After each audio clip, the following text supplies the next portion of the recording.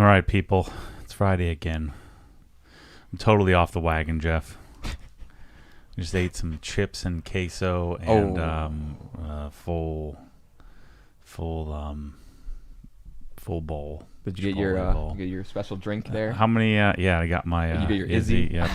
How many Chick-fil-A points you got? That's what I want to know. Do you want to know how many Chick-fil-A points I have? Let's see. I don't know. Do you want lifetime or do you want what I currently have? Just currently. Because I can't compete lifetime. I just signed up for it not too long ago. So I've been using them recently, so it doesn't count. So yeah. Right now I got 5,600 points. Oh shoot, you got more points than me. I got 5383. Well, that's Chipotle. So you're comparing Chipotle to my Chick-fil-A. Oh yeah, no, I'm talking. Okay, Chipotle. Chipotle. I've been. That Chick-fil-A has points too. Yeah. Holy crap! Come on, man, you got to get on the game. I'm not very good. I'm a signature member at Chick-fil-A. Thank you so much. Yeah, you obviously have me way. Well, I haven't used it. I don't even know how to get too lazy. Like, let me just order it. I'll just keep racking up points, and I'll eat for free for a year or something. So yeah, it's Friday. I'm almost done with the Raptors. Almost back on the road. What I just figured out today is that the bumper, the douche bumper that's on there, is not a frame cut bumper. It's just a bolt-on bumper. Oh, so you can just take it off. Yeah, I should just get a stock bumper. I mean, yeah. I didn't even know this. I ordered an SVC bumper, and they're like, I don't know, this is going to fit with the ADD intercooler. And so they called me and said, well, go look at the blow-off valve. And I looked under there. I said, shoot, the frame horns aren't cut on this thing. So the douche bumper's coming off. Well, I took the lights off because the one rigid light or whatever wasn't working. That's just wonky wiring. And I did one of those moves where Michelle's like, yeah, the light. And I said, all right, I'll fix it. And I went out and just took the dikes and just cut the wire on the light. Yeah, I cut it like right at the base of the light. I'm like, that's good. It's fixed. And so I've been planning to rip it apart and get all those wires, just jank wires zip tied everywhere. And so I pulled off all the lights. I took the winch off. So I dropped like 100 pounds off the front of that thing. And then if I bet you that front bumper is at least 250 pounds. Yeah, you gained like half a miles per gallon there. Easy, yeah. So I'm literally going to take 300 or 400 pounds off the truck. Yeah. So I've got to get a different bumper and get that weight off of there. It's stupid. It looks dumb. Yeah. So I'm sure an OEM bumper would make it look a lot better, at least for now, until you figure out if SVC is going to come in. Where the heck am I going to find one? I don't know. Just order it and get it painted. Yeah, I guess. I was looking around online. The Ford sites are kind of janky to try to buy OE stuff. They're not as good as the BMW sites where you can just go look up a part number and get it from real OEM and figure out what you need. So I'll have to figure out a part number and then I'll find one. Because if you call a Ford dealer, forget it. Oh, you're going to be on the phone for 52 hours and figure out what's a Raptor. Yeah, what year is it? What color do you want? I've been trying to find a Raptor, and all these idiots from the dealerships, they get the allocations. Why would you order a Raptor without 37s on it? Who's doing? What are you? If any of you idiots have done that, that's the stupidest thing I've ever heard. I understand the first couple of allocations for dealers, like you couldn't order the 37s, but why would you order it with anything but? That makes no sense. Yeah, it's just I believe it's the sales managers that get the allocations, they get to choose the specifications. Yeah, and they're brain dead morons. Doing. Yeah. So here's another great one. So this week, I've been searching for GT3 RSs. Did I tell the story of the pink one on the podcast? I don't think the pink one's been released yet. So no, I did tell the story of the pink one last week. You can tell the one about 2 days ago, the AC. Yeah. So I get I find one Lexus of Milwaukee. It's just on Auto Trader or whatever. So I go to Lexus of Milwaukee. I send him the notification, then then I get a call from some guy, and he says, "I should just play it for you guys. It's the funniest thing I've ever heard." It's a GT3 RS, right? It's a 997. 997.2 GT3 RS, and they have it at a Lexus dealership. And so he calls. I'm just paraphrase it here. He's like, "So this is a beautiful example of a beautiful car with just extravagant black leather interior. It has brake assist. It has power steering. Like this is a GT3 RS, right? But it has 25,000 miles. On the Lexus site, they post the So if you scroll down there, they post the whatever Carfax, which is freaking stupid, but it's had 6 owners. So this thing has got some molestation going on here, excuse the expression, but guaranteed there's some, it's like sold, title change. You've been in some sort of small accident. And so I was calling to find out, like, is there any, like, non-brain dead moron here that, like, at least knows something about the car? And everybody I call, like, they're calling it a 991. It's a beautiful 991. I think they meant to say 911 because they don't know what a 991 is. Yeah. Right. And so I called back and after the plain phone tag, and I said, who there isn't a brain dead moron and like is like super interested in cars? Like, who's the young smart guy there that no one gives any credit to but knows like cars? I want them to like FaceTime me and walk around the thing. And so they passed me off. So I finally got to the guy who runs the place. He makes all the money. So he has a McLaren and a couple of Porsches, and so he's the probably the right hand to the guy who owns the dealership. And so he turns out he doesn't know jack, but at least knows enough of where he bought the car, so he knows where it came from. Came from auction, but it's AC delete car. So that's why they're having to list it for $240 because no one's going to buy that thing. I wouldn't mind it if I lived somewhere else, but there's just no way. Yeah, there's no chance. Even with your 2-mile drive, no AC. And you can't retrofit it. You have to like run coolant. You have to take apart the entire car, the entire interior. It's like not a thing you can do, from what I understand, where you can you can actually rebuild the thing and put the. It's like you might as well total the car and start over. So, yeah. So I'm still looking at. I've been opening up, expanding my mind of maybe I buy a jank one and I make it great. It'll be more fun. It'll certainly be better for videos. And then maybe we do a giveaway on it or something, or I sell it at a profit and then buy the one I actually want someday. But even the jank ones, like the one last week, it was all pinked out. They wanted $380,000 for. I literally burst out, like cackle laughed, like uncontrollable laughter. Like it wasn't like I was trying to insult them. It was like uncontrollable laughter of the stupidity of that conversation. This is a special car. No, some dude like set it up for his girl for and painted everything pink. Yeah. It's not good. The one thing I didn't ask was, did they do that from Porsche? So I guess maybe you could have a point. But even then, someone's going to spend $50,000 de-pinking that thing. Stupid. So that's my current. Still on the search for 997 GT3 RS. Yeah. So let's get started with a super chat here. This guy came in early, so $5 from Dave Grunwald. Is Viper planning a backrest or any other accessories for Robust Steel Pro? To my knowledge, from when I've spoken to Alex about, there isn't any accessories planning for that thing. Which one is that's the rectangle cheap, one? The cheap mid-tier guy. The one I have sitting right there. Yeah. That one. No, they're making a back for it. Okay. Yeah, there's a back for it, and he's making accessory stuff for it. But I don't really care about accessory stuff. I don't need a place to hold my Coors Light or my detail brushes. I just keep them somewhere else. If anything, a tool tray at most. Yeah, it has a little tray on the bottom, but yeah, I don't need any of that crap. But maybe the backrest. But again, I'm always leaning forward on a chair, like, so I don't. I mean, I guess on this one it kind of makes sense, but even that, like right now, I'm not using it. Let me put it on my back, see if it's better that way. Yeah, so people still get mad. Doesn't matter what price. If it was like $89, like that's so stupid. This doesn't cost them more than $79. So I thought it was a pretty good, sweet deal. $300. Yeah, seems pretty good. I mean, it's affordable for sure. Especially for it's like people don't understand. It's that they went from the highest quality stuff for their chair, and then they figured out how much it costs, and then they add their small margin to make money, and then that's just how much it costs. Yeah, that's what it is. These freaking dorks. So, let's see what we have here. How's your M2?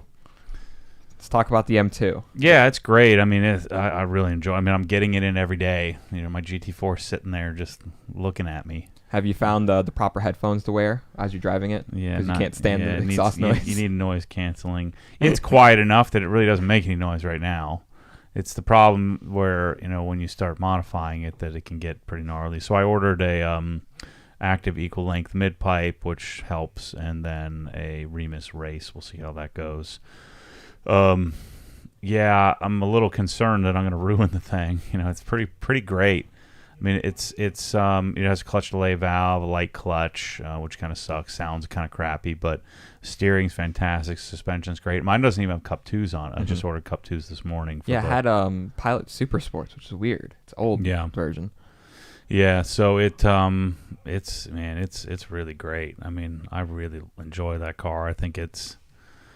I'm thinking, the intention is to do the giveaway, but maybe I'll actually want one of those, longer term. So maybe we'll do a giveaway, and I'll figure out what I did right, what I did wrong, and do it again, and do it one for myself when after I build the house and have space to keep more cars and stuff like that. But it's fantastic. I haven't gotten into fixing the paint or any of that stuff yet. I've just been ordering parts. I'm doing Olin's Road and Track, but like a custom version. Barry from 3DMs should be shipping that to me today or tomorrow, so it should be coming down here shortly. I just love, and of course I spent the extra money on the CS. I just think that the CS cars are the only hope for the current modern BMWs, like the M5 CS. The M3 CS really wasn't the F80 wasn't, I don't think, was great, but like this M2 is really fantastic. I mean, I'm kind of concerned about changing the suspension because it is just incredible. And then the hack that I did was I was looking for cars, and the carbon ceramic cars were 130 plus, and I couldn't find a carbon ceramic that I really liked, and I didn't want to pay 130 grand for an $85,000 car. And so what I really wanted one in Hockenheim silver, and so I found one with steel brakes, and I also found it in Sarasota here, just on Auto Trader, and I wanted to buy from a dealer, just easier, because the one I was looking at was just some random guy, and it's always dicey, and it was in California.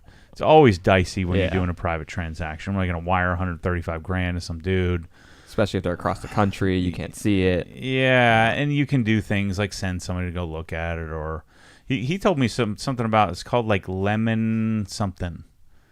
There's like a service in LA that's called Lemon something or other, where you just pay, and they send somebody out to vet the car. It's like Lemon Squad or something like that. But then again, it's probably just some normal person that's going out to look at it. It's like, oh, there's a couple chips there. There's not, Yeah, maybe. At least they can just at least notify that the car actually exists. Yeah. But I was getting the same kind of vibes I was buying from Lamborghini of Sarasota. And then I'm like, you know what? Maybe I better check this out. Because I contacted them through Auto Trader. Mm-hmm. And I wired the money, and they were just jerking me around. Like every time there was some extra thing. I think I talked about this last week. But I finally got the deal done. Car showed up. It was great. It was $300 to have it transported up here. It was amazing. And car's in, awesome. 3,400 miles. Hockenheim silver, steel brakes that we're going to put carbon ceramics on. So the carbon ceramic F80 kit costs $11,600. And so so I'm 107 on the car. So let's just say, I paid 130 for, or 120 for, instead of 135. So, and then I get to get brand new brakes and show people how to do that and make some videos on it. So it was a good move. And then, it cost me $8,000 less than what it would cost to ship it across the country now. And then all that risk of, buying it from somewhere else. And so it was really far away. So it worked out great. Yeah. In the topic of the M2 CS, when are we going to see a wash and talk on it? Someone from Instagram. I think what I want to do is Rob and I are going to shoot an intro video to it first, and then I'll do a wash and talk. I got to do a wash and talk on the E36 as well. So I don't know. Soon I'll do something. And then Mark from Instagram also talking about the M2CS. For the giveaway in the fall that we're planning to do with it, will it work like the E92, or are we going to do detailing related stuff again? Or I don't know. We're going to work on, we'll probably should book a meeting here with everybody soon here. We'll probably open up pressure washing this time as well. But I would think we'd do detailing apparel. Maybe we'll add pressure washing in there. The nice thing about adding pressure washing is that I can add, like, $25 to $50 because it can absorb that increase, get people more entries, and maybe generate us some more profitability. We're going to have a skate deck for it and other kind of cool stuff for it. So yeah, I think it'll be very similar. Adam here in the chat. I used the Detail Factory curveball with OG tire dressing on my off-road tires today, and it was awesome. So easy, so fast. It's been hard to work with other brushes, and I rarely dressed my off-road tires. Yeah, I just did it on the Raptor.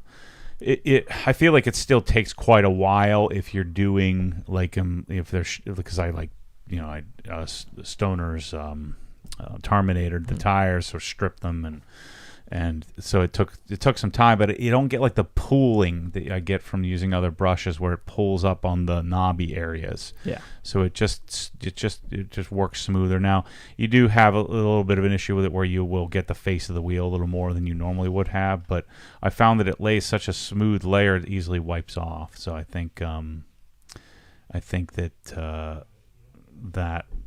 that is a huge benefit to using the brush, is that you just get smoothness. Yeah. Just a nice smooth layer of tire dressing. It's pretty cool. And I wonder, I'm going to take credit for this, but would that brush would just exist in like a few garages, people using it for their interior because they wouldn't know what to do with it. It's $30. And people would be like, well, shoot, I mean, what am I dusting for fossils? And it's a pretty massive brush for an interior as well. Right. Like, what would you use that for? Your cup holders or something? And so I'm going to take credit for this, but I don't know that maybe someone else would have thought of that. As soon as I saw it, though, I'm like, I'm going to use this on my tires. Yeah, and it's ended up working great.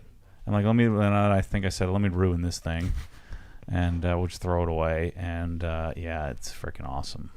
So Adam here in the chat as well. When are we going to see SVS subwoofer content and inventory? So has SVS been ordered? Yeah, I just paid the bill. I think Chris just ACH'd the funds yesterday, and so I'll have all of my demo stuff here. If you know something you want, just email us, support@obsessedgarage.com. Just tell us what you want. We'll order it right now. So I am a dealer. We're all set up. Our account's good. We can order whatever you want. But if you were smart, just wait till I get them all, because I might tell you something you didn't know. I don't think I've ever actually owned an SVS sub. So I've heard them. I know that I like them, but I don't know which ones I like and which, in the lower tier. The only one I've heard is the Ultra, which most people aren't going to buy. I mean, that's $2,500. So I think I'm going to discover some things that maybe others haven't. And then they've got a great wireless transmitter receiver that I'm going to change out. And the SVS stuff will come in, and then will be our go-to subs, because I love the Dyne Audio stuff, but it's just price prohibitive. The $2,400 for a sub is great, but it's an awesome sub. And if you gave me your credit card and gave me a choice, say you'll buy whatever you want, I'm buying the Dyne Audio sub, the sub 6 or sub 18S.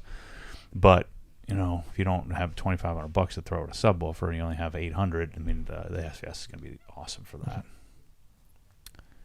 So here, someone's commenting, when are you going to review the M18 Milwaukee Random Orbital Polisher? We ordered them. They should be on their way here in a couple of weeks. So eventually when we come here, I'm sure you'll grab it, do a video with it, probably for the E36. I've already used it, and we'll use it on my Interlagos car, actually. Oh. We will... it was on the Le Mans. It's good. It's not great, but it's really, really good. And so there are pros and cons to that over the Flex. The Flex lacks power. I don't think the Flex can be your only machine. But the Flex is very smooth, very well balanced, and I think part of that is because it's sort of underpowered.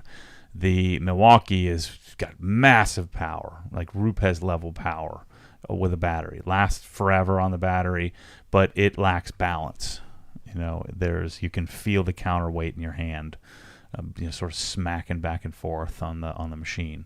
But I'm nitpicking here. I mean, if you don't have a lot of experience with the machine, you would think it was smooth as silk. It's just not as smooth as a Rupes for sure. So it has Rupes level power with a little less smoothness, but like in comparison to like the Lake Country's Triad machine, it's like it's darn near. I mean, hopefully they'll do a version 2 and 3 of it in the future. I'm hoping they make a 3-inch and a 1-inch as well. I'm going to try to talk them into that. But it's massive potential, especially for those that are already in that ecosystem with the batteries. Yeah, I think that's what the value really is that if you already have a whole bunch of M18 Milwaukee batteries, just get the polisher and it's, get the tool only version, the 15 millimeters, $300, and you're good to go. And the rotary's good too. So the rotary machine is good. I just don't do rotaries, but if you're in that ecosystem, you can have the Milwaukee rotary, and if you're professional detailing, doing boats and stuff like that, you need cordless. I mean, imagine you were doing boats on site and you had all cordless stuff. That'd be amazing. Yeah.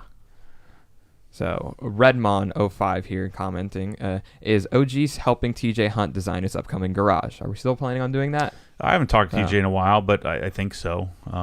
We'll see if how far he gets into it. But yeah, I mean we've already had several design meetings. We'll see. I think I haven't talked to TJ in a little while.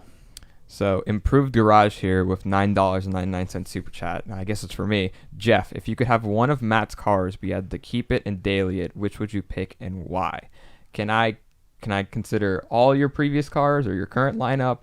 I don't know. He's asking and not me. I mean, if I had to choose with all the cars that he had right now, it'd probably just be the M2 CS because it'd be all around. If it had to be all of cars Matt's ever owned, it'd be the giveaway E92. So those would be my two options. So let's see here. We got the car fixed. Yeah. Car's done. Car's dialed. Cost me $3,800 for, the injectors and labor, and then cost me another $1,200 for the front lip. So 5 G's eating into my profitability to get it fixed. Yeah, it was injectors and coils. I just at 37,000 miles, I hadn't done them, and sure enough, the moment it leaves my my possession, it breaks. And so, I mean, just the injector kit is $2,000. Mm-hmm. And then Perry from Ocean Auto Designs down in South Florida, hooked us up, took great care of it, got it all diagnosed, got it all purring like a kitten again. So Anuja's pumped. It wasn't molested, wasn't scratched, wasn't washed, wasn't jacked up. So it's all good. So Chase on Facebook asked you a question. Matt, who are you hoping won the NCAA national title game? That's not Villanova. Yeah, I mean, I wouldn't say I don't like North Carolina, but I would prefer Kansas have won. If Villanova didn't win, I would have liked to see Duke win. I've always liked Duke, even as a kid, even because I thought Duke was in Pittsburgh. There's Duquesne in Pittsburgh. So I always thought Duke was in Pittsburgh, until I was probably 14 or something like that. And so I would have liked to see Duke win, but since in the championship game, I picked Kansas. It's pretty awesome to see them. I mean, they were getting destroyed, and Carolina's certainly the hottest team in the country, the 8 seed, but they the Kansas came back and won. That's what I'm hoping. I was hoping Villanova was going to do the Kansas, and they almost did. Yeah, so I'm glad I didn't go there. That was a rough game to watch. Did you enjoy your first 2 games though that you went to? Oh yeah, it was amazing. Other than the traveling, but the overall experience. Yep. Stayed at a nice hotel, front row seats. It was good. I think that's the move. That's the hack. Because it's cost like a tenth the amount. Yeah, and so you just get it. You get your front row seats. You get the experience. You don't get all the craziness, all the crowdedness. And your team is going to be there. Yeah. I guess they could lose in the first round, but at least you got to witness it. Yeah, and you get to watch a bunch of games. It was awesome. I'm doing that next year again for sure. Yeah, so improved garage with another $9.99 super chat. Matt, I have an SB1000 in my garage. Awesome bang for your buck in a small package. Excellent SQ for setup like power mode plus P5. The SVS wireless adapter is great too once you adapt to 1/8 inch. Yep. Yeah, they actually have what most people don't buy is they have a tri-band wireless transmitter, which is a little bit more. The tri-band, you can also run multiple receivers from a single transmitter. And so the tri-band one, I think we're going to do more of. I think it's like $50 or $100 more, and that one is amazing. But the cool thing about the SVS wireless transmitters, they allow down to 6 hertz to pass, so you can play full frequency response. Yeah. So But yeah, SB1000s I think are going to slay. And then there's the PB1000, which is the ported version, which also, if you have the room, you'd probably choose that for the larger garage volume. But yeah, I'm excited for those. I think they're going to do really well for us. I think there's going to be a video series that's really going to like step up the audio and get people to show like, okay, these guys are really trying to do something with audio here. Yep. Testing everything. Alvaro here commented on the YouTube live stream saying, just wanted to say that the interview process was really awesome and Manny and Daniel were top tier. So shout out to Manny and Daniel over there. And thank you for everyone that's been applying for OG. We've been going through all the applicants. It's great. We're figuring out. I know we've hired two people for the warehouse, or we've hired some people for the warehouse. So we're working on getting other people on the other side too for support. So if you're interested in applying for Obsessed Garage, go on the website, scroll all the way down, click the career button, and then you'll have the job listings there that if you're interested in, you can apply for. So I'm kind of holding off and refraining from promoting it more until we can give the guys that that have applied thus far an opportunity. But I'm hiring like at least 3 more people for various positions that are going to be pretty cool positions. And with potential, these are all entry type positions, or slightly above entry positions, but they're all to do cool stuff that has huge potential in the future. So Dan here, can you talk about what may cause a line with PPF? My PPF installer said he's pulled 10-year-old PPF with no issues. Yeah, I don't know what it is. Just a lot of times it doesn't. For whatever reason, my E92 has a big line across it. I've had the same experience where most of the time when I pull the stuff off, it doesn't have an issue. I mean, it's possible that maybe you can't imagine the paint isn't fully cured. It came all the way from Germany. All the M3s are built in Germany. But I don't know, that line is there. Not much I can tell you, other than maybe it was heated up when it was polished, the paint. But it also can happen as well for older cars where you have different levels of fade. So it's one of those things. Like again, you can PPF your headlights, and sometimes it works where you can remove the PPF and the headlights aren't jacked up, but oftentimes it is, and so you hope to get lucky. I just hate it when you do something to protect something and it ruins it. It kind of defeats the purpose. Yeah. So Elliot here. Hi Matt. How do I avoid holograms when using a rotary? What am I doing wrong? You're dicey there. Let me see. I forget what does hologramming. I mean, a rotary naturally will create a haze and a hologram, especially in a soft paint. And one of the things that can cause it is speed. Sometimes you're going too slow, so you're going too slow with too little of product, or you're using an older pad that's contaminated. But generally that would be you'd get tick marks and you'd get things like issues like that. So generally, for a hologram is just sort of one of the net results of compounding with a rotary, and so then you would go ultra slow speed with a decent amount of finishing product to then remove the holograms. That's one of the difficulties of a rotary. Is rotary induces a new type of mar in order to remove the deeper defects, and then you have to go back and remove those. So a lot of old school guys that have a lot of rotary experience, and you can argue back and forth, they'll cut with a rotary because it's faster, and they'll finish with a DA, but then some will cut with a DA because it's safer, and they'll finish with a rotary. My buddy John Clevin, who owns Metropolitan, loves rotary, and he loves finishing with the rotary. Ivan LaCroix, a lot of these guys have been doing it for 20, 30 years. They didn't have a choice but to learn how to use a rotary. And if you're good, if you really have a lot of time under the machine, and you're really good with a rotary, you can get better results than you would with a DA. But at what cost of beats your body up more? It's harder work. Yeah. It does take more skill. So the holograms are probably just a result of your paint is soft and it's inducing that marring. Then you have to go follow and remove that after the fact. So we have Yoshi has entered the chat. We have a $9.99 super chat from Yoshi. I heard there's going to be a wash and drive on a fancy, stinky old Japanese car. I'm assuming he's referring to Bryce's new RX-7. So are we going to do a wash and drive on that? Yes. Yeah, I think so. Well, we're going to do wash and drive on everybody's cars here. Is that going to be your first right-hand drive experience? I didn't know it was right-hand drive. Yeah, it's right-hand drive. Oh, yeah, so. No, I've never driven one. Yeah. So that'll be cool. KW801 commented on the YouTube channel, Matt actually gave Chris a day off. Oh, I didn't give it to him. He took it. Yeah. I don't give anybody a day off. They just take them. So that's funny. Yeah, Chris is on vacation. It's great. Evan Shanks with $4.20 super chat. Jeff, come to Texas for an OG work trip. Everyone in the comments, thank you. I see you. I'm just trying to get all the questions going through, but I appreciate you watching and supporting me. Vigor Auto Detailing. Sorry, Matt, but you're too old to say things like slay. No, I invented that word.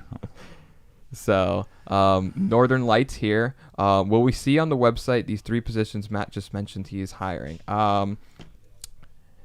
Yes, I believe the 3 positions are for the departments already, correct? Or yeah, I'm probably going to hire somebody to work with Chris on the finance side of things. We're going to hire somebody else to work with Tommy on the product development side of things, and then we need tech support, at least one tech support person.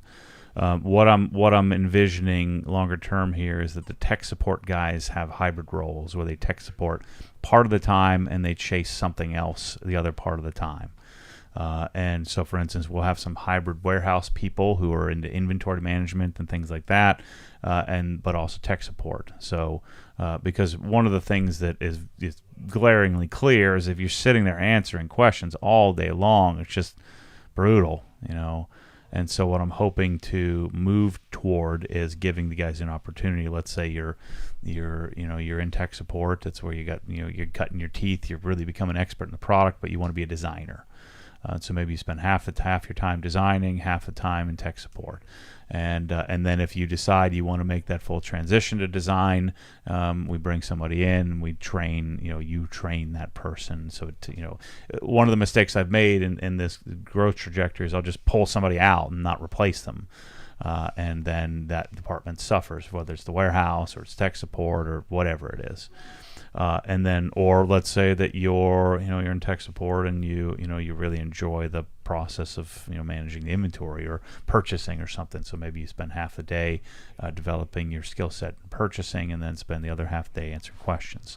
And I would guess that if you're doing half and half, you're going to get more questions answered and be less like monotony. So we're going to need a few more people to come in and do that kind of thing. And what I'm not going to do is just have them do whatever. It's going to be you have 2 roles, role Correct. A, role B, and then maybe people would stay in tech support longer, because tech support is the direct conduit to the information, and you become an expert, a product subject matter expert. And so you're basically going to school. You're going to university on figuring out how to deal with people and how to manage problems, but also learning our product to where then maybe you could transition into the product development side of things, or you could transition into the media side of things, or the web team.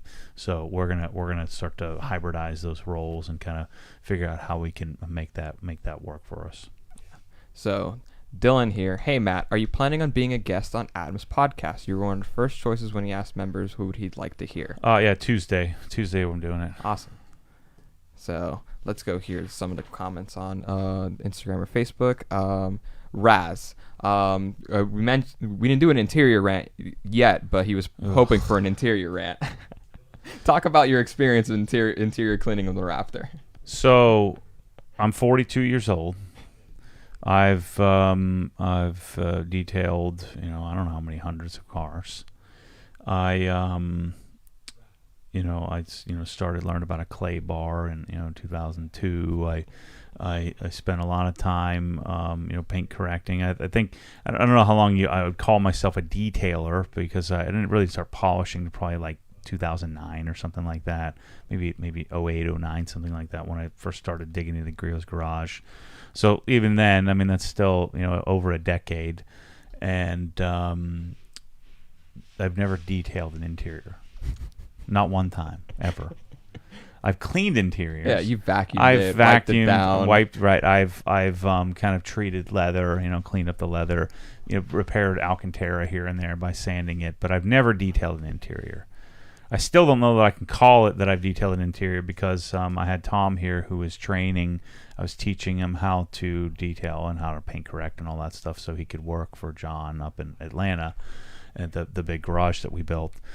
And so Tom did like 95% of the interior work, and Tommy and Jeff kind of helped out, so it wasn't super painful. But like cleaning chocolate out of the holes of the perforation and using Tornador to scrape up the funk is a freaking gross, nasty disaster nightmare. So I will never do that again.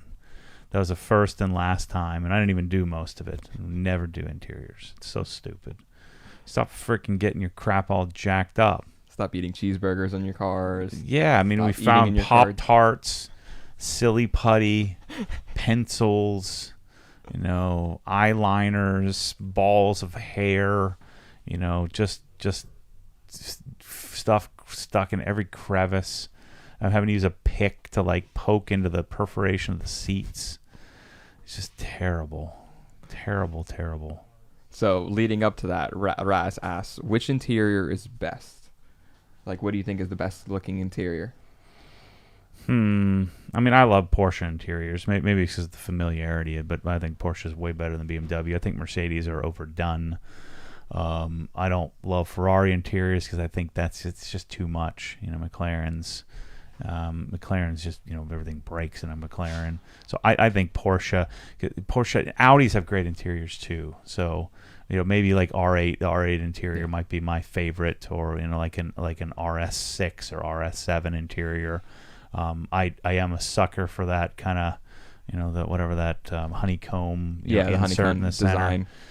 So I think Audi interiors are great, but Porsche's functionality, their seating position, their the interiors, how you can take them apart and put them back together, is certainly my favorite.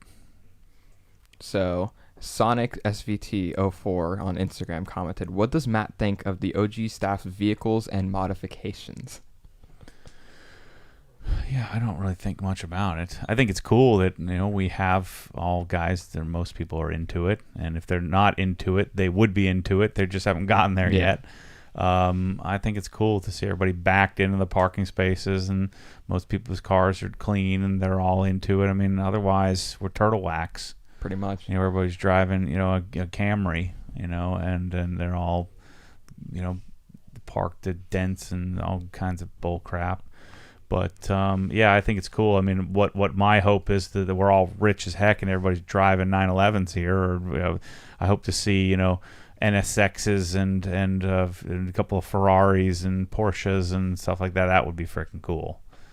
One day. Because then I'll be coming in a helicopter if that's happening. You'll be flying into your jet in the airport and getting a chauffeur driving you here. Yeah. I think we have the potential to do that. I mean, 100%. as we develop products and chase the dream of being able to not only do what you love but also make a great living while doing it. I think it's possible, and that would make me happy. So I love it when these guys are able to get a car that they've coveted, and as they take the progressions. I'm also happy to see people take progressions and take the steps. I think when you look back on it, it's more enjoyable.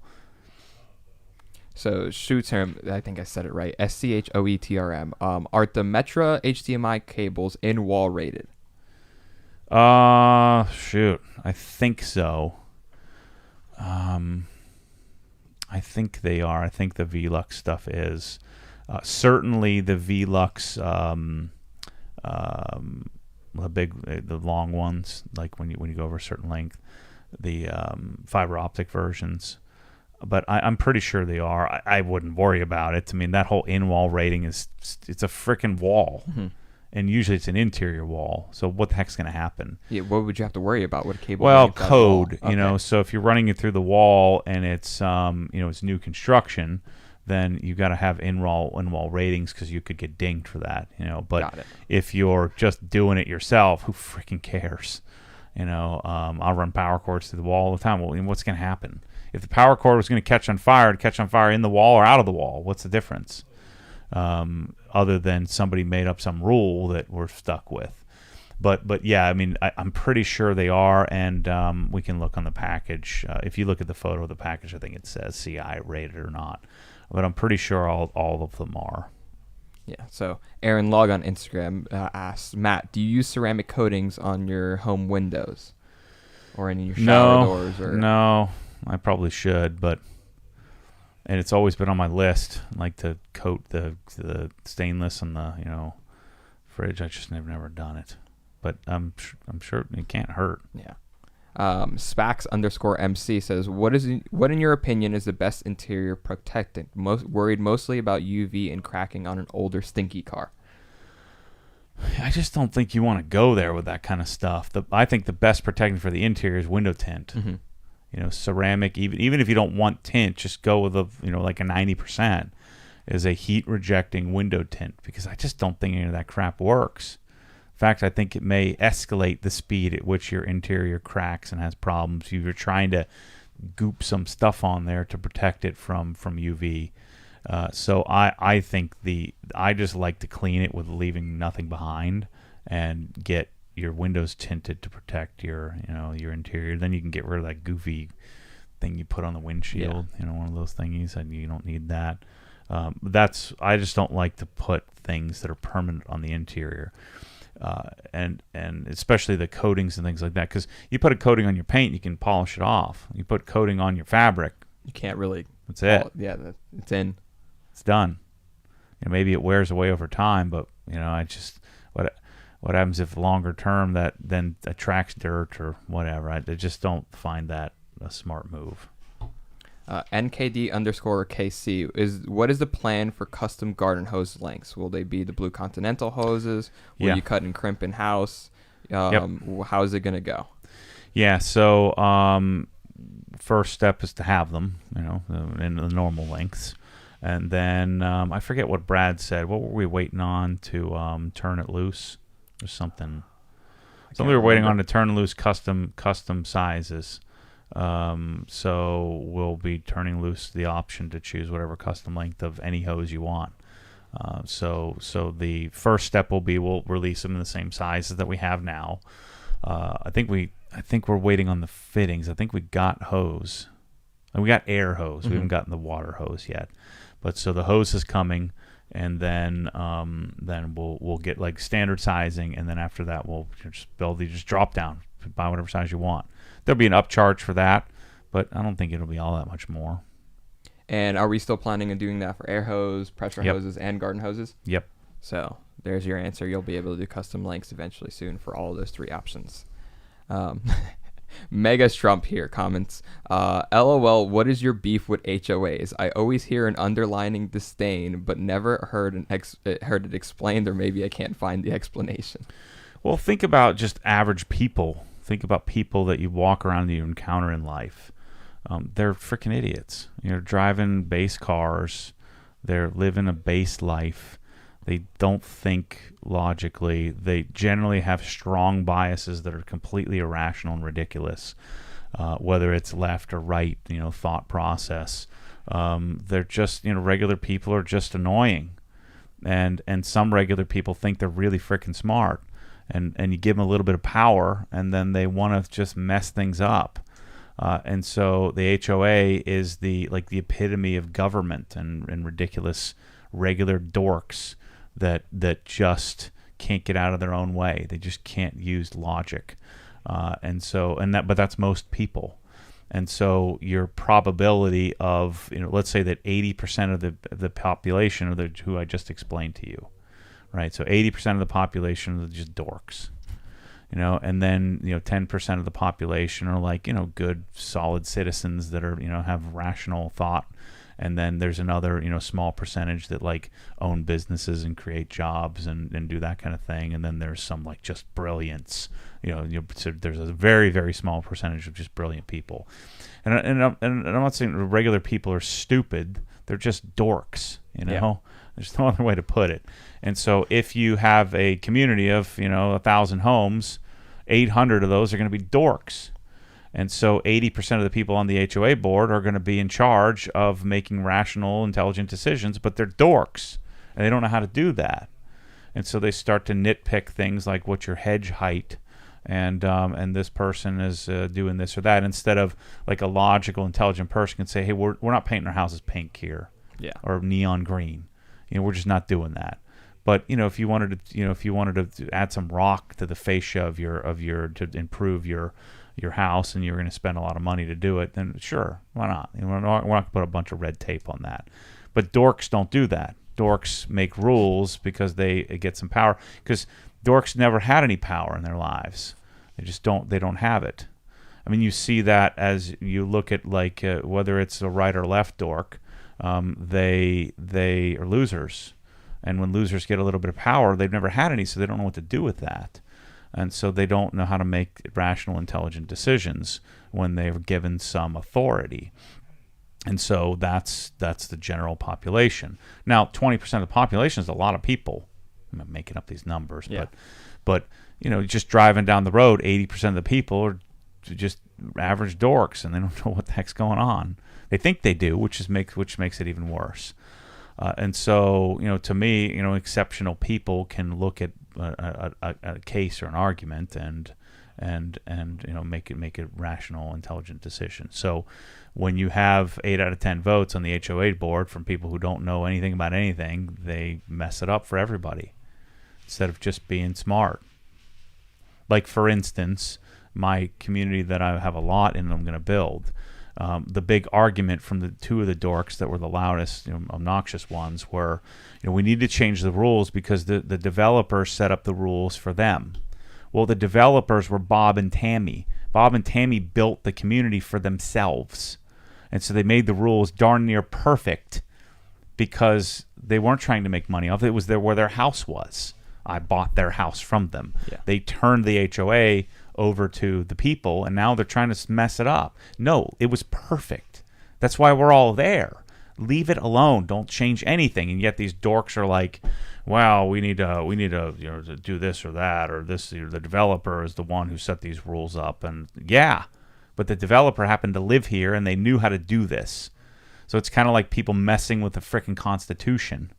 Like, these dorks don't know anything about it. They want to change it. Like, why would you do that? That's the stupidest thing I've ever heard. Yes, there are flaws to an HOA bylaws and things like that, but if it's good, it's good. Don't mess it up. You're never going to get to perfect. So why are we having this discussion? And so HOA is the most powerful form of local government. More powerful than like the federal government in many instances. Yeah. They can put a lien on your house. They can do a lot of things to really make your life miserable. And so that's my disdain for regular people being in charge of decisions that affect the non-regular people. So it behooves the non-regular people to put their neck out there and fight for it, which is hard to do when 80% of the vote of anything is run by dorks. Is that a good philosophical answer for you? I was expecting worse, so you went very philosophical. It's just true, Look at these morons that want to mess up the United States. What are you talking about? It's because they've lost. They've never won anything. And so if you never won, let's just blow it up. Let's mess it up. And that's what they do in HOAs. Let's mess up everybody's living arrangement and experience rather than having rational discourse on whether something, like, for instance, somebody comes in and wants to spend $80,000 on Tesla solar panels, and you don't understand it, you've never done it before, or somebody buys $6,000 set of garage doors because you're too much of a dork to actually Google and understand it. You say no. That's unfortunately what happens. That's how we end up wearing masks and and locking down states, because you get frickin' dorks that get to make decisions and they've never won anything in their lives, but they're the only ones that volunteered. It's a sad state. So earlier, you mentioned that the coilovers ship for the M2 CSs. What about the E92 and E36? Did those coilovers ship as well? Yes, they're all coming at once. We're going to get some suspension videos coming soon for all three of those cars. Yeah. I forgot his name, Barry. He's flying down and he's going to be doing it with you. Correct. So that'd be good. So we're going to have E36 content. We're going to have M2CS content coming soon. Yep. We're going to have SVS content coming soon as well. So there's going to be a lot in the short list of things that are going to be coming soon. Yeah, Wash and Drive is going to start soon, like the formal, highly produced Wash and Drive series. And then, I'm gonna produce a State of the Union here soon for the main channel to like explain to people where we're headed with outdoor kitchens and things that are gonna hack some people off. And so I'm doubling down on car and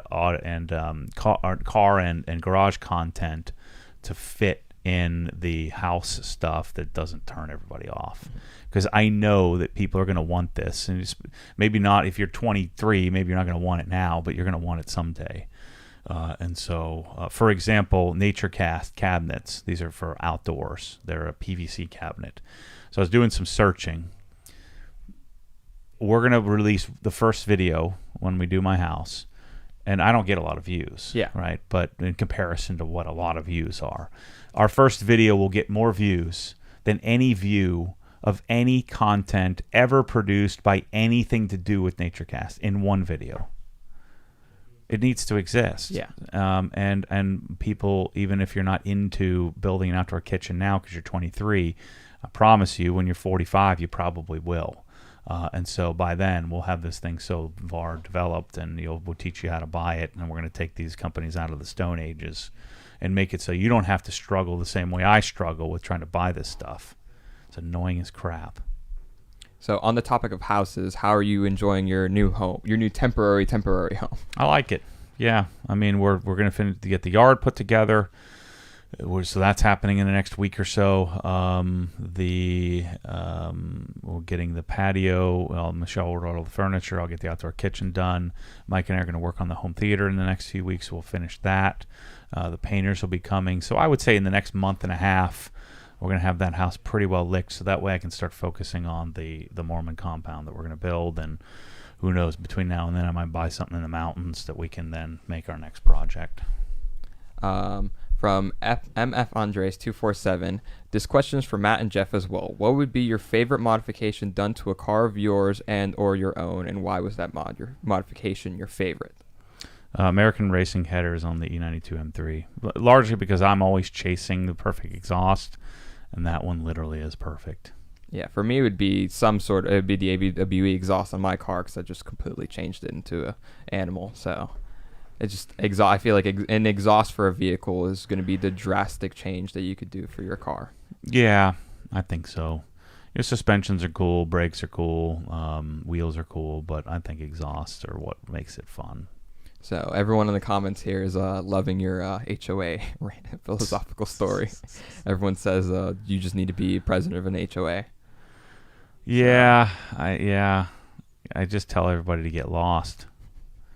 Like, no, I wouldn't even do that. I mean, same thing with you guys. I mean, everybody's working here. I mean, we just have an intelligent conversation real quick. It doesn't have to be. But if you get into long drawn out, I just walk away. Yeah. And I do that to my mom all the time. She's giving me all the reasons for everything. I just walk away. Like this is not important. So same thing with the HOA. It'd be funny. I'd be the president. I'd just walk out of the room. And as I'm walking, no, I don't need to know that. We're not doing that. And so, but you have to be diplomatic about it. Sometimes people just need to be heard.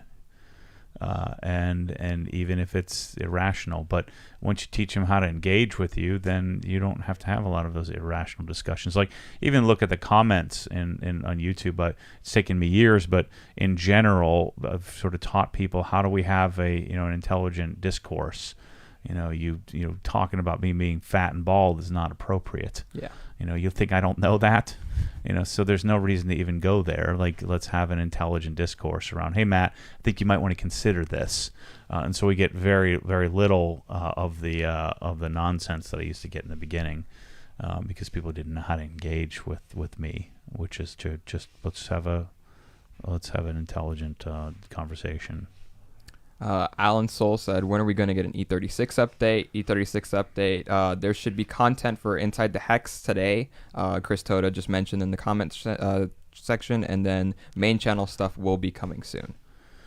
Yeah, it's been on the back burner because I've been working on, so the Raptor's been on the long list, so the Raptor's getting off the list, and that'll move into a different category of no more on the list.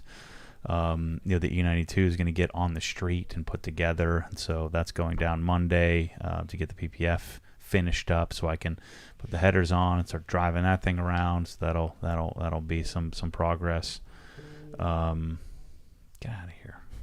One thing I did here to give a little tip to everybody. I don't know why I didn't do this a long time ago. So I've been getting a barrage. I was complaining about this the last few weeks. A barrage of calls where it's been just insane. Not from customers, just from like network capital funding. And here's a spam call from 217 number. Here's the Loan Depot. Here's a 929 number, a 405 number, another 321 number. So I've had, let's see, in the last couple of days, I've had 83 flagged and 62 blocked calls. And that's I just installed this like Tuesday or Wednesday or Monday. It doesn't help when when your business, when you're registered with like SunBiz, then that stuff gets pulled into whatever search engines and stuff like that, and so your phone number is attached to that, and so I get called by all these companies all the time, and so I downloaded the Call Protect app from AT&T, and then I paid the $3 a month. And then what I do is like this 301 number that called, I just block that. So I go and I block that number so they can't call me again. And it automatically is blocked again. So it automatically blocks 62 calls. 83 were flagged, which I then go in and block separately. And so after a while, I will of the 525 calls I've gotten, 145 of them were spam garbage, right? And so I'm able to go and just clean it up. And so now my phone rings like literally 10% of the time it was.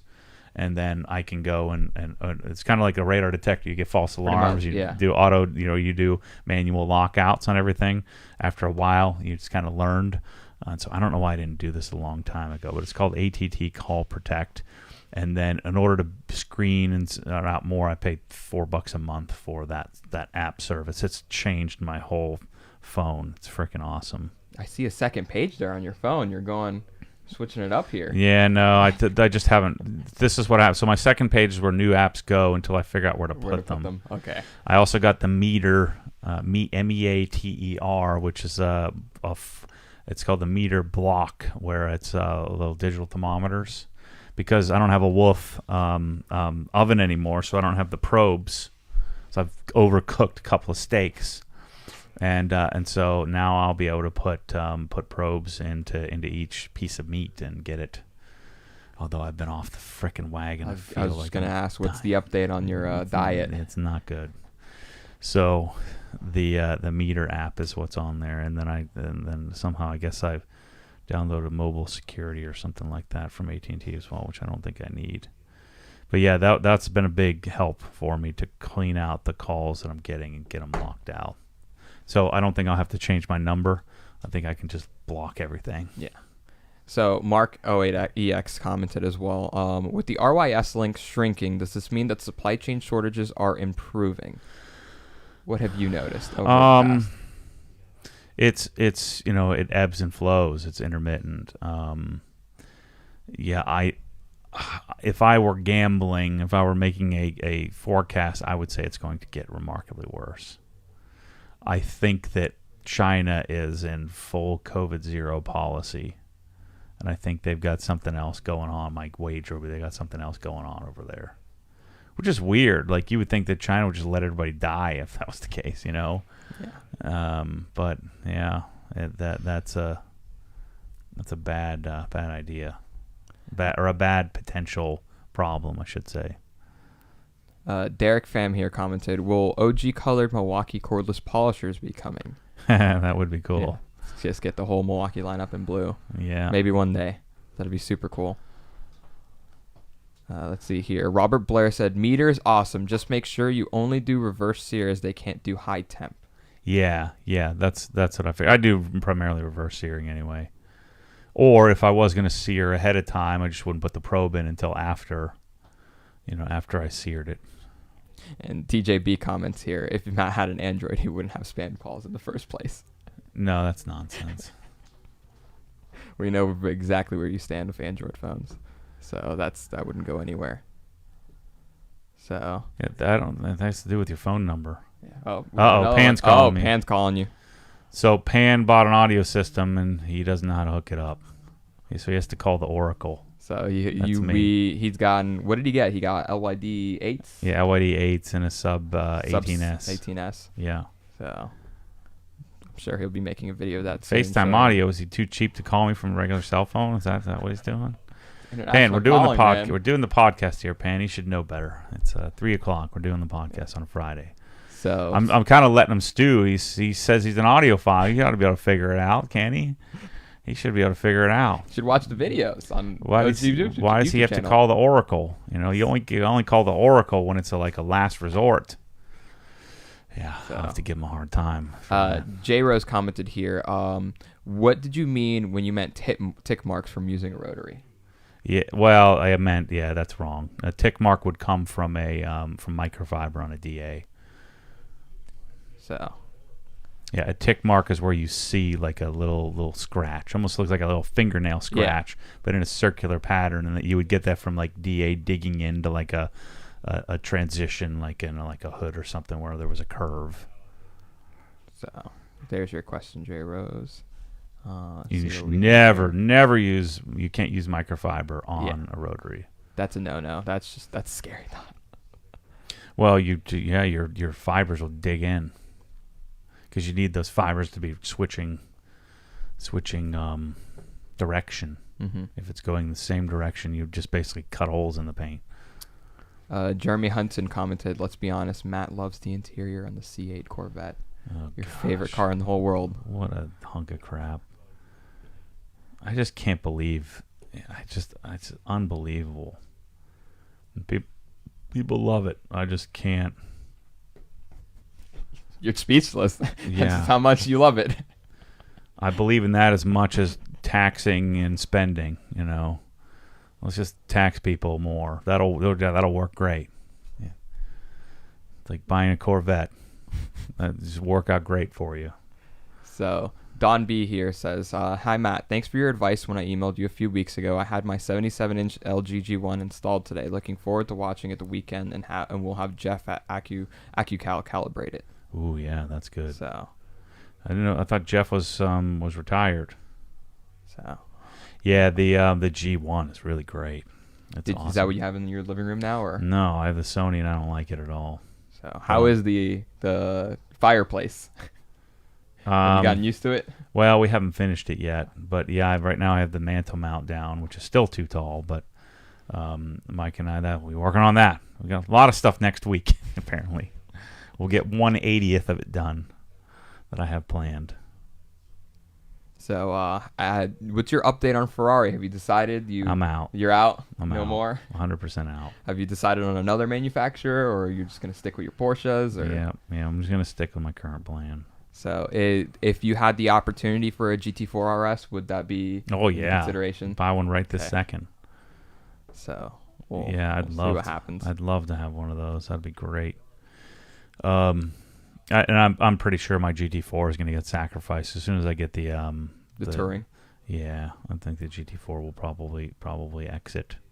Is the Tesla still planning on exiting, or I think so. You're going to keep it? Yeah. Because I saw you installed the Tesla charger. So. Yeah. Well, I mean, I'll have that for whatever. I'll have that outlet for whatever I need to use if I pull the Tesla charger off. But I mean, the main reason I put the Tesla charger in is I knew that Michelle would be driving it all week. So I did it for this week. I don't know about next week or the following. I live life one Tesla charge at a time. So we'll have a part out video series coming out soon. Yeah, I mean, I would have sold it already, but I just don't have enough time to take the thing apart. So we got a lot going on here. I know. It's going to be a long list, a long thing to do. Yeah. I've got like 3 days worth of mounting and balancing wheels and coating wheels to do. Stuff. You just I got signature wheels to do. I've got RIDs to do. I've got FIRs that I just got, which I haven't told anybody about to do. I just ordered 2 more sets of tires. Yeah, I got a lot. So that's the spice of life, though. And then a lot of M2 parts going to be rolling in here. Yeah, the BBS just showed up, so everyone was picking those things up. They weigh like half of a pound. 18 pounds. Ridiculous. Yeah. The Cup 2s that you have in the shop, are they going on the signature wheels or on the those OE wheels? Yeah, those are for the GT4. Yeah. So we got a lot going on. I don't love the look of the signatures that I bought, but I wanted to develop a relationship with a wheel company, and so I'm going to start to, I'll put them on, and then we'll list them for sale, and I'll do the whole Matty treatment to them, and then we'll sell them and get another set, and sell them and get another set. So that's what I'm doing there. Adam Kemahan, sorry if I butchered your last name. Opinions on hybrids? I think it's fine. I mean, I'd really like to get an NSX. I was talking about maybe that's my next giveaway car.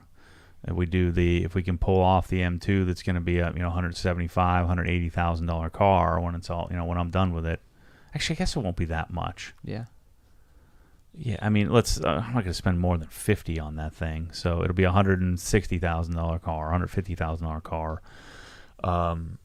So if we can pull that off, then maybe if I do an NSX, you buy an NSX for $175,000, but buy $25,000 whether you need exhaust. You just do I think springs on that. I think that is what most people do. You do the JB4 piggyback, you do down pipes, and that's about all you would do to an NSX, and it's freaking awesome. Would you still do that blue for it? Yeah, either blue or the red. The special colors is what I would try to get a hold of because of the special paint that they do. And would you get the new one, the redesigned one, or would you still stick with the classic, the first gen? Oh, no, I don't want first gen. No. It'll be the new one. Yeah, the hybrid. So we have M2. Hopefully that goes well. Possibly NSX. Yeah. So it could be like M2 would be September 15th, October 31st, and then maybe we do NSX January through February, through mid-February. That would be cool. Yeah, and that's up to you guys. So I'd really like to do a garage giveaway too at some point here. It's just hard to do the garage giveaway because of the. Still waiting on the other garage. To get the stuff, yeah. Pretty much reserve your spot for most of that stuff, and it's gonna take a couple months. Mm-hmm. So, Shane Joseph commented Corolla GR giveaway. Have you seen that? I don't like it. What? You don't like it? No, it's hideous. It's like a big bloated rear end. I could see that. I see where you go there. Steve Rose said, "When is the Rivian coming?"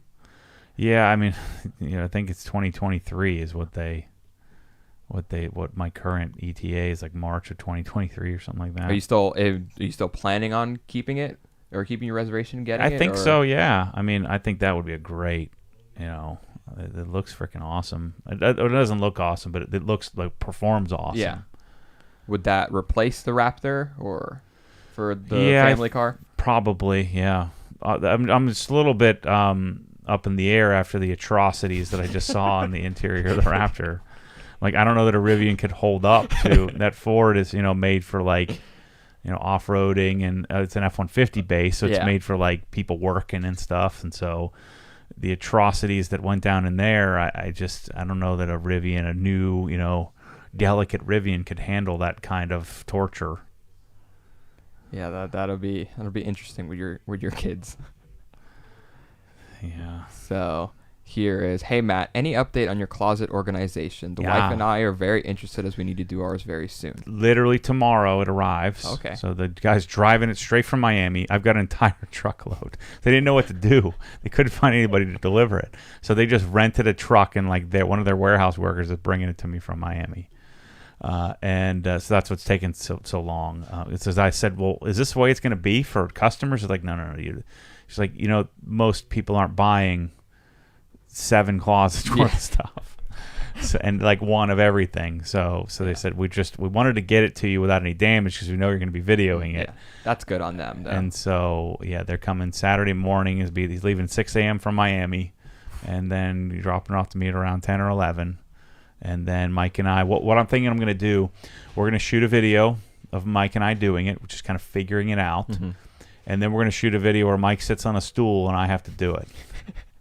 It's going to be one of the longest videos on the Obsessed Garage YouTube channel. Yeah, and so the question is, can I do it? Can a regular or an obsessed person figure it out and do it? Or maybe we'll do two closets or something. Because if you were going to do it, you would watch my videos, right? And so then you'd know how to do it. And so the question is, if I'm essentially watching a live video by watching Mike do it, then could I replicate it? Mm-hmm. I'm pretty sure I'm going to. I mean, I know I can, but can I do it nicely? That's the bigger question. Yeah. And it should be as simple as, I think you just hang a cleat on the wall and you snap everything in place. So we'll see how it goes. But we're definitely going to video it. And so here's they're just kind of cue people in here on how this works in the freaking closet world. So most of the stuff, so let's say you went to California Closets. Everything is 3/4 inch or 1/2 inch. And it's melamine, so it's like vinyl. It's like veneer, so it's like plastic, and then a plastic edge on MDF, just basically particle board, just sawdust that's glued together. So it's garbage wood. It's not even wood. It's like some hybrid version of wood, and so it's cheap stuff. The cost of it's very, very low. And so they keep everything secretive, right? You don't know what is this going to cost me? And they give you a range. But they're always dancing around it. So you book an appointment with the California Closet lady or the closet whatever or the Container Store closet people, and they come out and then they measure. And then they make a design and they want you to come in. We're going to sit down and we're going to show you all the greatness and value, and we're going to pick the colors and all that stuff. Then at the very end of this whole long drawn out process, $58,000. That's how I'm telling you. This is how it goes. To do as big of a garage or big as my house here would probably be somewhere around $70,000 to do these pressed board veneered garbage closets, right? And so instead, I just drew up the closets on my little configurator that they. So I found this company at the International Builders Show. They make 1 inch, and the veneer that they use. So it's still the same junk, but they make 1 inch thick, so it looks more substantial. And the veneer they're looking just looks much more sturdy, much more solid. Yeah, it looks like California Closets, but thicker. Because a lot of like the closet whatevers, the local Joko ones, like the ones I did in my last house, are just they're just a thin layer of melamine, just garbage. And so I configured it myself. And so in our case, we're going to have our design team. This is someone I'm also going to hire, somebody who wants to design closets and outdoor kitchens and design lighting layouts for homes and potentially get into designing home theater stuff. And so I would envision us having a designer. You just like you do with a garage, just send us your drawing. So there's none of this like someone's got to come to your house and then they're doing the whole dance and doing the whole pitch and all that. And we're going to have on the site what it costs. So you can at least get an idea. Yeah. And we'll give you some frames of reference, like for here's what it costs. Not just getting a $70,000 bill at the end of all of it. And so I bought my closet, so I did like everything. Like and I'm doing 5 closets that are giant. Mm-hmm. And like another little area in the master bath that I'm doing, and so it's a lot more than most homes are going to do. And it was like $17,000 was everything, $2,000 to ship, so like $19,000. So I would envision what we would do, and so I guarantee you, if that was California Closet, it'd be $70,000. So they're 3xing, whatever their cost is. And so their cost is going to be lower than my cost because I'm buying from the manufacturer. And so I would guess our cost is probably going to fall. And so I would envision, we just do it this way, where we just take like a 40% margin or something like that. And so it would be, that would cost the customer like $7,000 or something. We'd make $10,000, but it's still half of what it would cost to have the goofball. And then you had to play this whole game the whole time, or like, why are we dancing around what it costs? Yeah, versus us, we're showing you, hey, this is it. this is how much it costs. So like let's say like Kate's closet is like a normal, like, I don't know what it is, like an 6x8 closet or something like that. Cost on like her closet was probably $1,800 worth of stuff, and so let's say we doubled it. It was $3,600. Whereas if you did California closet, it'd be $8,000. Yeah. And so instead, we're gonna we're gonna cut out all the goofy bull crap, and you're gonna know what it costs. You're gonna have the option to choose. I think $3,600 is still too much, but hopefully we can work on that in the future, driving it down. Now we're just gonna add some transparency to it. So that's the plan. So we have another super chat from Yoshi. Will the M2CS be getting a dank crackle pop flame tune? That's a negative. Yeah. So you're gonna try to make it sound like Mike Figueroa's M3. Are you getting that same exhaust? Or are you getting something different? Or? Well, I'm doing the Remus in the rear, and then I'll tune out if I can. I'm assuming I can. So the other thing I learned that Sean from my friend Sean at PSI just told me is that it's a post October 2020 car. Mm-hmm. Those ECUs are locked down. Oh, so you can't do anything with them yet. Or if ever, they don't know that they're ever going to crack it. And so I'm going to do a carbon piggyback, unfortunately. And so the piggyback will help with the exhaust, or you can. That's what I don't know. Freak out. I don't know if you can do, because I think as soon as you put the equal length on, you get all kinds of. Yeah, you get all kinds of codes because it's going to freak out. No, you get all kinds of burbles and all that bull crap. Your favorite things. Yeah. So I don't know how I'm going to deal with that, because you can't tune it. You can't flash tune a post October 2020 car. Yeah, so we have the wonderful Brad Bacon with the $9.99 super chat saying Chipotle for Jeff. So sadly, I won't see those $10, but Matt will now get Chipotle with your. Well, indirectly, you'll see it in your paycheck. It helps pay for every dollar count. It's gonna pay for your Chipotle, so that's really what it's gonna do. I think my Chipotle order today was like $43 or something. How do you end up spending that much? I don't know. It's ridiculous. I do the delivery. Oh yeah, no, because we found out they mark them up. Yeah, delivery gets and marked they up charge about a delivery charge. Yeah, so delivery on Chipotle. So if you use the app and you go through delivery, they mark it up about 30 to 35%. Yeah. So it's like that's why you're end up spending $43 at Chipotle. Yeah. We go to Chipotle every day. You can just ask, "Hey, I'm ordering for pickup." I don't have time for that. Yeah. So normally I order just the meat only, and it's like $24 or something like that. Well, you spoiled yourself today. You got some chips. I got an Izzy queso. Oh, yeah, man, off the bandwagon. Might as well and get some. I threw away cakes. like 3/4 of it. I'm an idiot. What can I say? Clap 9 comments. What is Matt's thoughts on sealing cassettes as an alternative to mini splits? Yeah, I've been looking into this about you do variable refrigerant style units where you have a condenser outside just like a mini split, and you can do cassettes. They even have ducted and pancake type systems that you can do, and so this has kind of been the modern move is to do ducted, but you're still doing a variable refrigerant style. Just think mini split, but just mini splits all over the place. So for some areas, you do a ducted, like a pancake system. So that pancake goes in the attic somewhere. So it's not a traditional giant air handler. It's a different system where it sends the refrigerant all the way throughout the house. So you're essentially running refrigerant lines throughout. Instead of running ducts everywhere. But you can still do some where they do a pancake thingy that goes in the attic, and then you can run duct work off of that for smaller areas. So those are like 28 to 30 SEER systems that are just much more efficient. I think that's what we're going to end up doing in the OG house, the Mormon compound. So we have a $5 super chat from Spencer. Mountain Dew for Jeff and Kyle, and can we get a rant from Jeff? I don't do rants often, but as Brad Bacon comments on the down here, I can rant all day about the villages. That's not a place I want to be. So you're in it. So now what? Unfortunately, I'm not in it. I'm on the outskirts. Mm-hmm, yeah. So I refuse to go in it as much as I can. I'll go the opposite direction any time of the day. Unless it's for VKI. Sushi's the only exception where I'll only go inside the villages. Mm-hmm. So, especially when it's sushi bonanzas, because then you're paying for it and not me. So I'll get free sushi. Yeah, I don't like the villages either.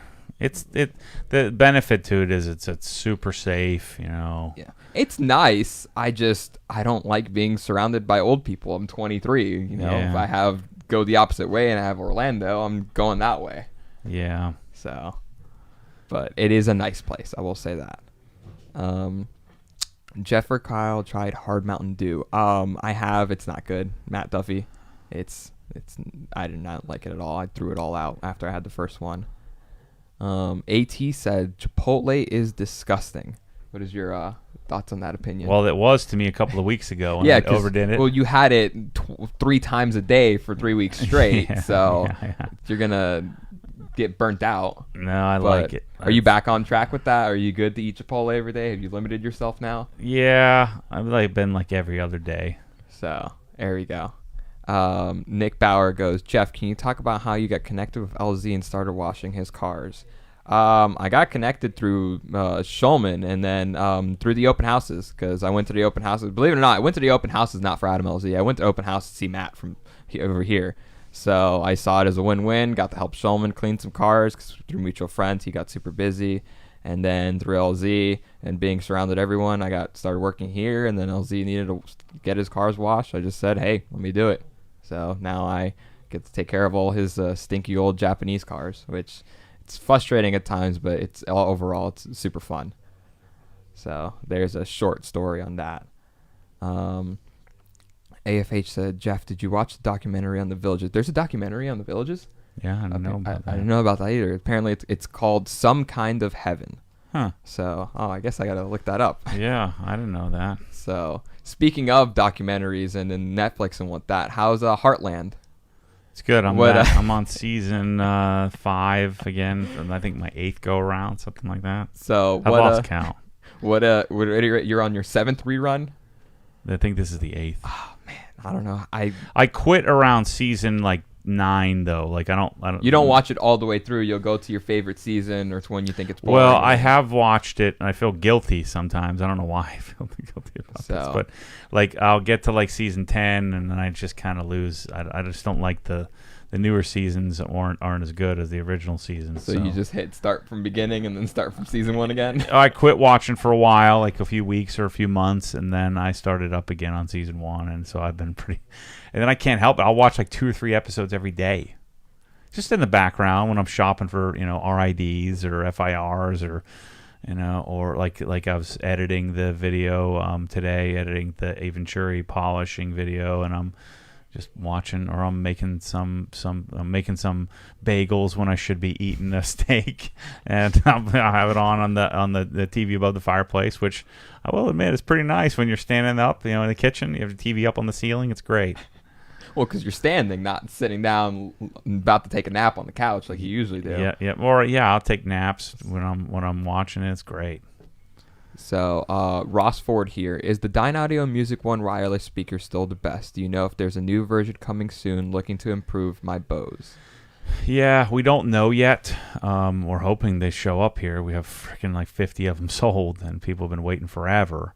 The Music One is cool. I like the Music 3 better. It's more robust, but the Music One is the one I have in my bathroom that I'll kind of turn on and carry around with me. But yeah, I like it a lot.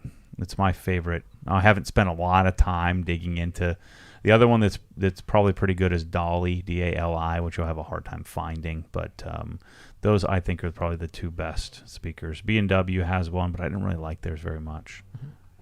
My WRX channel comments, will there be a seat upgrade for the M2CS? No. So you're going to keep the OEM seats? You're not going to do Recaros? Yeah, no, they're great. I mean, I like they're the M3 competition seats. Are they the ones with the holes in the back of them? So yeah. That'll help for summer days, especially get the breather. It's not the G80 Sport buckets with the little ball breaker in the middle, but they're good. I like them. So it's 3:30 here. How you feeling? You wanna? It's kind of hot in here. It is hot in here. That's what I'm mentioning. So yeah, I'm thirsty. I'm hot. Yeah, I'm done. So you're done. How we tapped out? We made it pretty far. 3:30, almost 3:30. So Yeah, Chris usually shuts us down earlier than that. yeah, I just lost track. You went on the HOA rant, so I needed to keep it going. Yeah, the HOA. And I start getting into discussions of society and the downfall of societal stuff. I keep getting sucked into like all those YouTube suggested videos. I must be some sort of right wing crazy person because it's all like Fox News and like who else comes up in my feed all the time? Jordan Peterson. Yeah. And which I think Jordan Peterson is brilliant. I could listen to him all day. And then who's the little Jewish dude? What's his name? Gosh, why is it eluding me? They know who I'm talking about. Let me see if it pops up in my feed here. There's Jordan Peterson right there. I think Kim Iverson is awesome. From The Hill. I don't even care about any of this crap. I don't know why I always get. Then I always have some mayhem from CrossFit Mayhem, watching people work out while I'm eating bagels. Sam the cooking guy. While I'm eating bagels. Yeah. Yeah. Well, Russell Brand is kind of cool. Yeah. The Flagrant 2, which is from Ben Shapiro. That's there you go. Someone just commented Ben Shapiro. Yeah, I get in these like holes of watching Ben Shapiro. Someone comments, it always starts with one video and then now you're on your 10th. Yeah. Yeah, and I'm watching about like all these weird things that people care about, like what Crowder. Yeah. And what's his name? I don't know what his first name is, but he's the one who's like changed my mind guy. But they're talking about child grooming is not a conspiracy. How do I get sucked into these things? Like it's a weird echo chamber. But I know it's happening, and I'm just watching. There's Marquez. I'm always watching. But there's Fox News. Yeah. I wouldn't watch Fox News if you paid me if you paid me $10,000 to sit there and watch Fox News for a day. There's no way. Couldn't do it. There's no point. It's stupid. The only thing that'd be worse is sitting there watching CNN and the freaking people. It's insane. Oh, there's my buddy Brian Keys watching Keys Motorsports. The other thing that's really cool I like watching are the Eater videos, EATR, which is like Michelin star restaurants and stuff. And then I get on some MMA stuff. I don't know why this WWE stuff has been showing up in my. It's probably Ryan.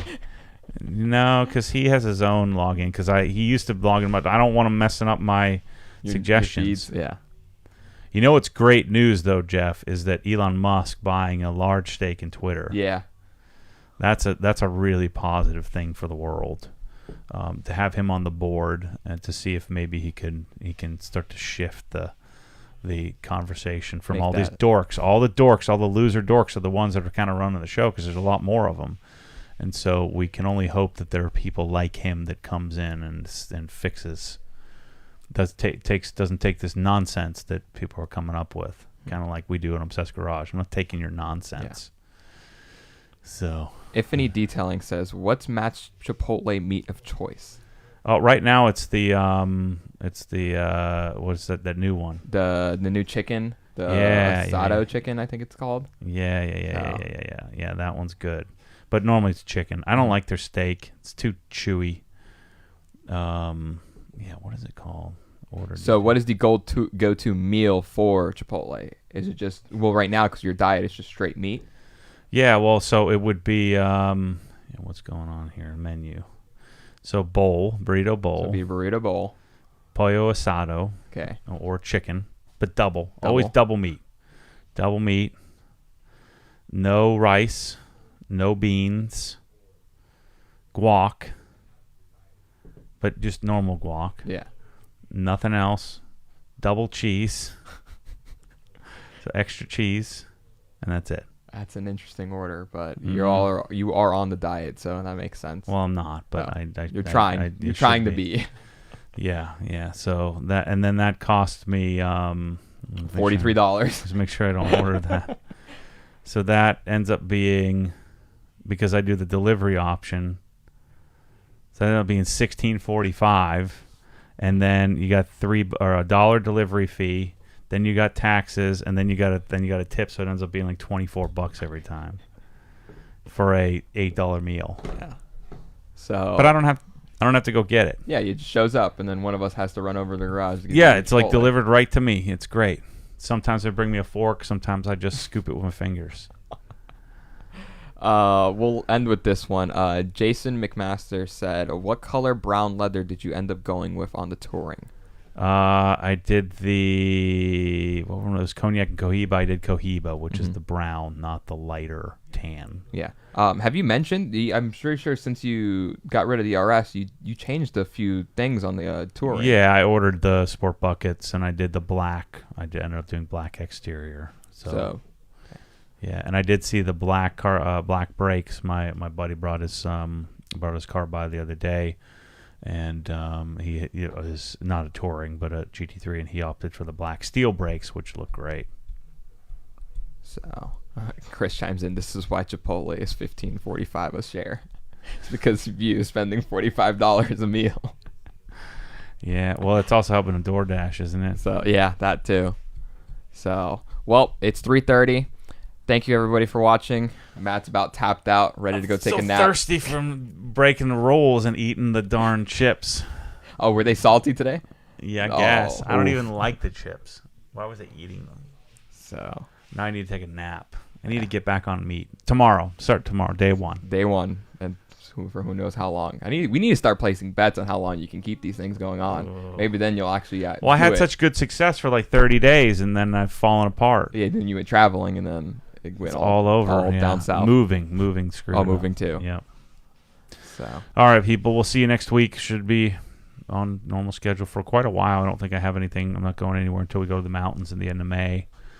So we should be good to stay on schedule for the podcast, assuming I don't, like every single time, like I'm not doing it today. And then I do it.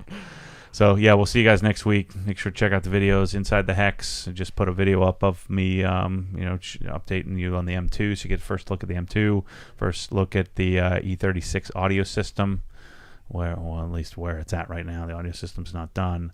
And you get, an inside look into like our new patio furniture, all that kind of stuff.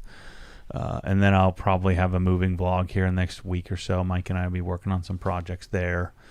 But, life's coming together, and then it falls back apart again. So I'm in the fall back apart phase. I was almost kind of caught up to the major projects, and now I've created about 50 of them in the last week. but we got Mike, thankfully, so we'll get through most of those. Yeah.